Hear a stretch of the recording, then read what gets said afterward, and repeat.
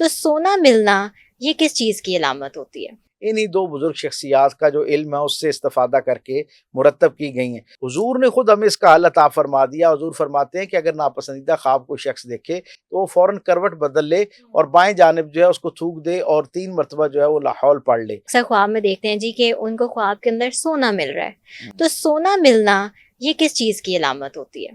جی ہاں، یہ مختلف چیزیں ہیں جن کے بارے میں ہم سب جانتے ہیں۔ سونا بنیادی طور پر یعنی اس کے بارے میں 2 طرح کی جو ہے وہ ہیں۔ اس سے پہلے کہ میں اس کی تعبیر پر آؤں، میں ایک اور بات اپنے سامعین و ناظرین تک پہنچانا چاہوں گا کہ خواب کے اندر میں نے جیسے پہلے عرض کیا نا کہ یہ استعارے کا علم ہے۔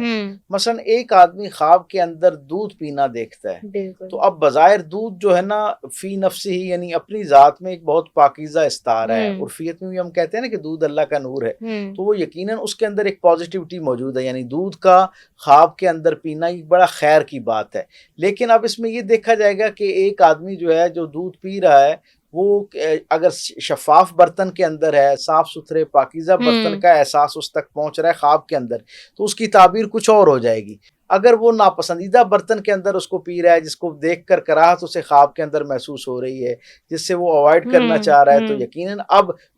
ظاہری طور پر دودھ بہت پاکیزہ چیز ہے، لیکن اس میڈیم میں اس کا استعارہ تبدیل ہو گیا، اب اس کی تعبیر جو ہے وہ تبدیل ہونا شروع ہو جائے گی۔ یعنی وہی خواب جو ایک پازیٹیو یا مثبت تعبیر رکھتا ہے، یعنی دودھ کی شکل میں جب وہ اس کو خواب کے اندر اس سے آپ تک جو احساس منتقل ہو رہا ہے وہ اگر مثبت نہیں ہے اور آپ کو ایک کراہت کے درجے پہ آ رہے ہیں، تو اب اس کی تعبیر تبدیل ہو جائے گی۔ پھر اگر مثال کے طور پہ دودھ جو ہے وہ ٹھنڈی حالت میں آپ پی رہے ہیں تو اس کی کچھ اور کیفیت ہے، اس کے نتائج کچھ اور ہیں۔ اگر وہ آپ گرم حالت میں پی رہے ہیں اور آپ کا منہ جو ہے اس سے جل رہا ہے یا آپ کو اس سے زیادہ حدت محسوس ہو رہی ہے، تو یقیناً اس کے نتائج جو ہیں وہ مختلف ہو جائیں گے۔ یعنی کہنے کا مقصد یہ ہے کہ خواب کے ایک استعارے پر انحصار کر کے خواب کی تعبیر بیان کرنا ذرا زیادہ مشکل ہے۔ یعنی آپ دیکھیں اسلامی تاریخ کے اندر جو 2 بہت نامور شخصیات ہیں، حضرت امام جعفر صادق علیہ السلام اور علامہ ابن سیرین، ان کا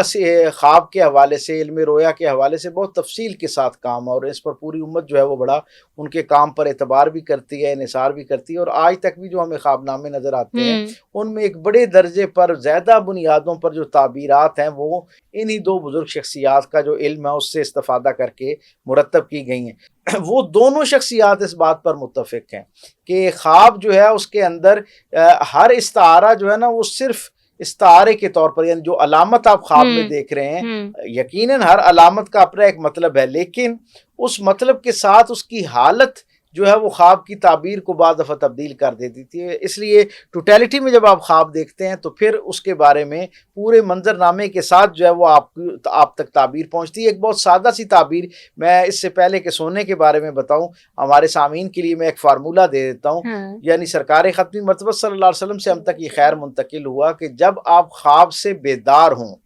تو جو پہلا احساس آپ تک پہنچتا ہے، یعنی اس کا خواب کا اچھے ہونے کا احساس پہنچے تو اس کی تعبیر اچھی ہوتی ہے، اور اگر اس کی تعبیر خواب کا احساس آپ تک یہ منتقل ہو کہ یہ کوئی نظارت کا خواب ہے، کوئی جسے کہتے ہیں پریشانی یا مصیبت کا خواب ہے، کسی مشکل کا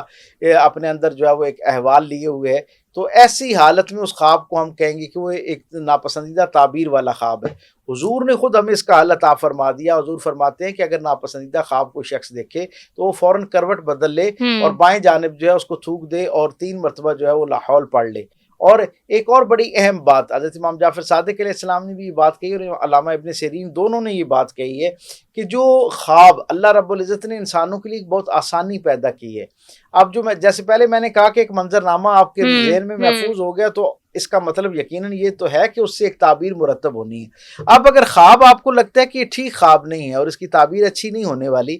تو پھر اس بری تعبیر سے بچنے کا پہلا طریقہ یہ ہے کہ ہمیں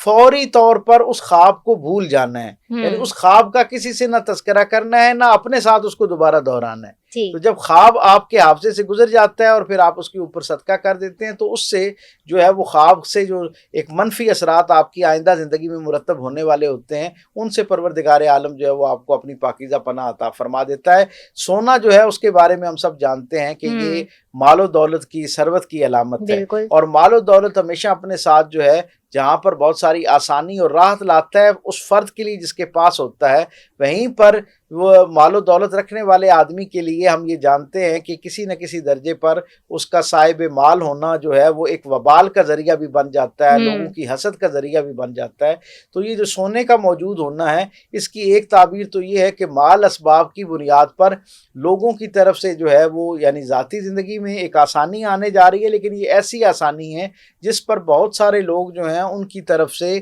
گویا ایک حسد کا پہلو ہو سکتا ہے، آپ کے خلاف ایک نیگیٹیوٹی کا ایک رجحان جو ہے وہ پیدا ہو سکتا ہے۔ تو گویا اس نعمت کی بشارت کے ساتھ ساتھ ایک خبرداری بھی موجود ہے کہ آپ نے اپنے آپ کو اس نعمت کے پا لینے کے بعد ایک درجے پر اپنی حفاظت کا انتظام جو ہے وہ بھی کرنا۔ زبردست۔